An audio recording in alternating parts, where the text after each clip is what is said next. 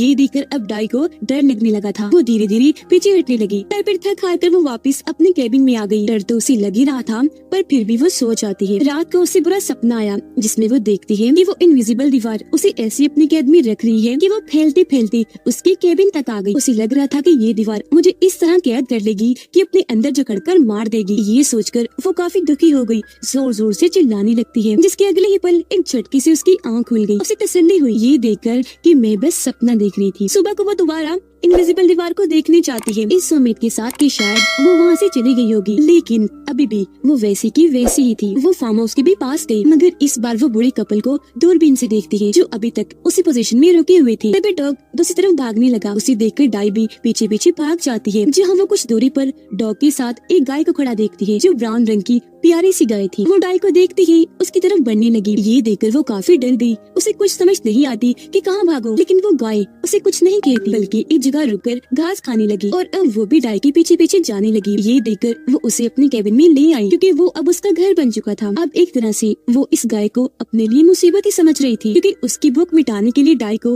हर रोज उसके लिए घास लाना होगा। पर क्योंकि वो बेचारी भी अकेली थी, तो गाय को भी वो अपने साथ ही रखने का फैसला करती है। वो गाय का दूध निकालने लगी। फिर गाय का दूध पीकर वो आज तो अपनी भूख मिटा लेती है, पर उसे इस बात की फिक्र हो रही थी कि धीरे धीरे खाना यहाँ पर खत्म हो रहा है। अगली सुबह जब डाई जागी तो उसे एक आइडिया आया। वो अपने दोस्त की गाड़ी के जरिए इस दीवार को पार करने का सोचती है। वो गाड़ी में बैठकर जोर से उसे दीवार से टकरा देती है, जिससे गाड़ी का अगला हिस्सा पूरी तरह तबाह हो जाता है। और तो डाई के सर पर भी चोट लगी, लेकिन इससे इनविजिबल दीवार को कुछ नहीं हुआ। हल्की सी खरोच भी नहीं आई उस पर। वो वैसी की वैसी ही रही। अब डाई को दीवार के उस पार एक गाड़ी खड़ी हुई दिखाई दी, पर इसका कोई फायदा नहीं था, क्योंकि उसके अंदर भी कोई नहीं था।